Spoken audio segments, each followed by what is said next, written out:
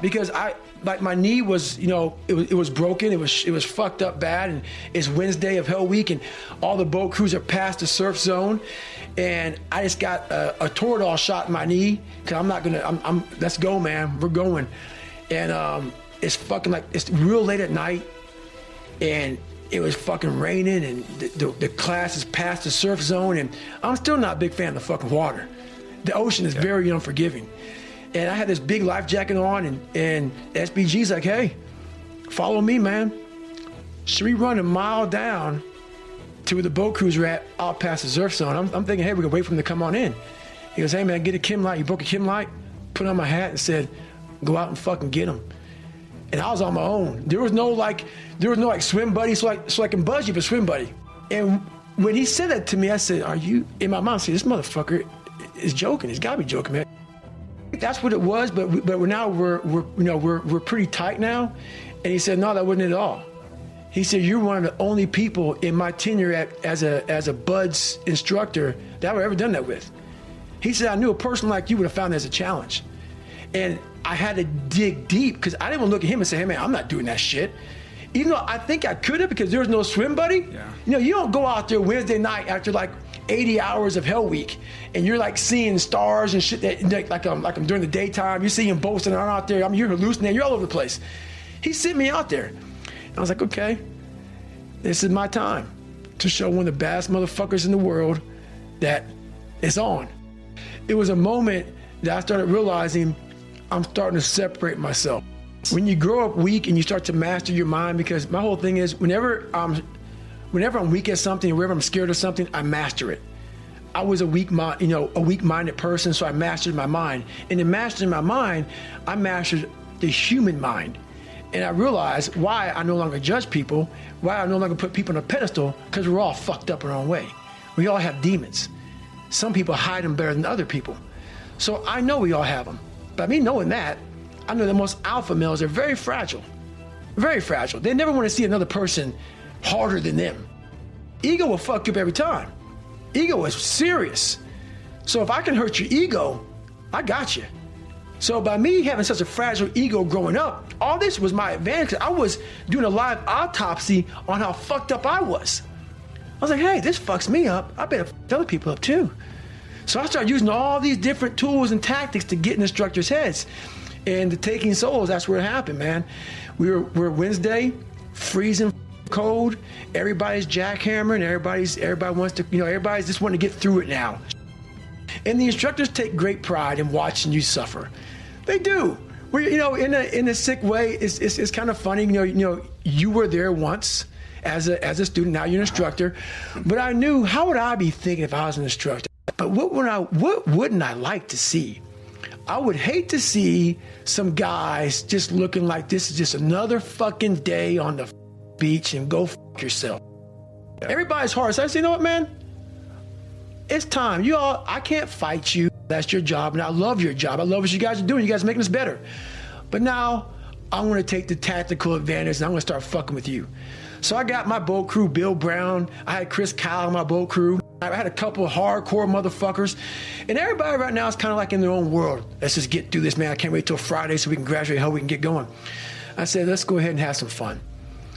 So the evolution here was we just got through with med check. We're stripped down to nothing, and they're checking us out, making sure we're good. Checking for pneumonia, checking for fucked up knees. My knees all jacked up, but they're giving me shots and shit. And I was like the boat crew leader of boat crew 2. Mm-hmm. So I'm in the front of the boat, and I tell our guys, this is what we're gonna do. The boat's on our heads. That's all it was. We're supposed to lift the boats up above our head. That's all you gotta do. But when you're this weak, you're this fragile, you're this tired, the boat's heavy. So there's a thing you can do when you do boat presses. You can get the boat and just toss it up and catch it. And that shows you're jacked up. So everybody's holding the boat and they're shaking, and the boat's starting to come down their head, and all the boat crews are all lined up and they're fucked up. And I'm looking at that, and I turn around my boat crew and say, hey guys, it's time to fucking take some souls. And they're like, what the fuck are you talking about? I said, we're gonna get you. I go, you see all these fucking instructors out here, all in their fucking jackets and drinking coffee and laughing and smiling and shit? I want their fucking faces to go straight up fucking numb. So we're gonna do this. We're gonna start boat pressing this motherfucker. Just take my lead, trust me, you'll get energy from it. We start throwing this boat up in the fucking air, catching it, throwing it up and catching it. And we start yelling, can't hurt fucking boat crew too. We're yelling our fucking ass off, and we're doing it. And they make us stop, like what the fuck, like stop. I look at these instructors, and their faces, they were thinking about themselves. Like, what the fuck just happened, man? I know me on Wednesday, I couldn't have done that. How are they doing it? Well, what you want to do is face the dragon and get the damn gold. That's what you want to do. Well, you have to be a paradoxical being even to do that. So, you know, in The Hobbit, for example, when, what's his name? Frodo, right? It's not, or it's Bilbo. It's Bilbo in The Hobbit.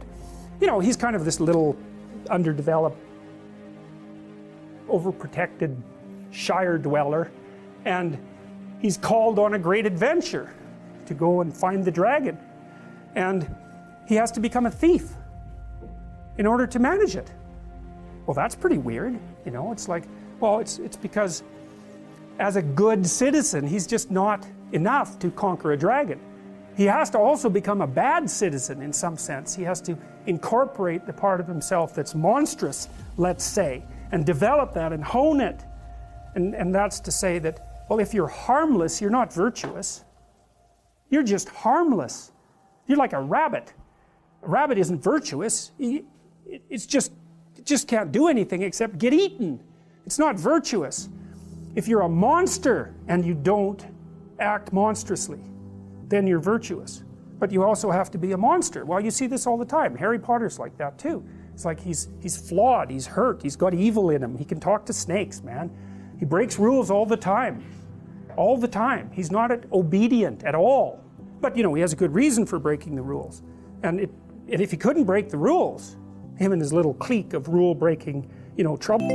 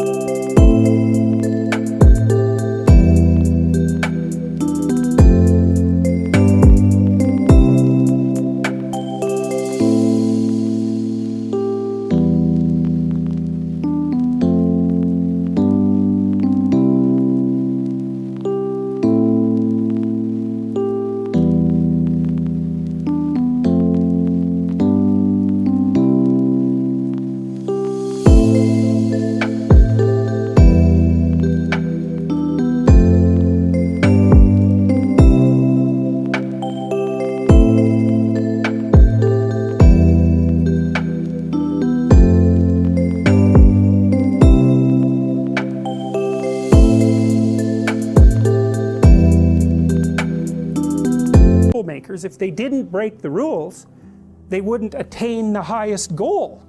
So it's very peculiar, but it's a very, very common mythological notion. You know, the hero has to be a monster, but a controlled monster. Batman is like that, you know. I mean, it's everywhere. It's the story you always hear.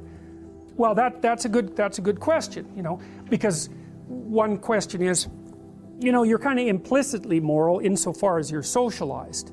But that's sort of procedural, it's just built into you. This is different. This is also becoming conscious of it and expanding out your personality into dimensions that it wouldn't normally occupy. So this happens to people all the time. So, for example, lots of my clients, my clinical clients, are too agreeable. And they're generally women, because women are more agreeable than men, but not always, because I've had agreeable men as clients as well. And what happens is they're resentful and they don't know how to stand up for them.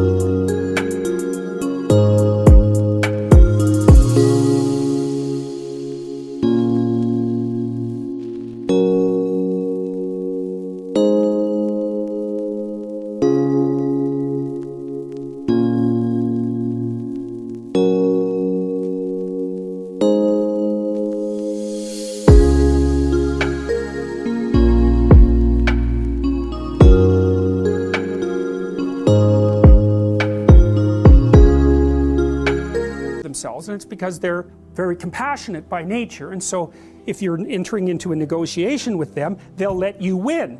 Well, that's not so good, because you need to win too, especially if you're in an organization of adults where there's a struggle, right? When you have kids, you can let them win, especially infants. You have to let them win, and that's partly why compassion is so necessary. But as a basis for negotiation between adults, it's like, sorry, it's insufficient. You have to be a bit of a monster so that you can say no. And so a lot of what you do in psychotherapy is treat people's anxiety and depression. That's a huge chunk of it. Help them straighten out the way they think. That's a huge chunk of it. But another chunk of it is, well, let's toughen you up. Let's put you in a position where you can bargain. Let's teach you how to assert yourself and stand up for yourself. And that's assertiveness training. And it's a huge chunk of psychotherapy. And you need to learn it. It's like...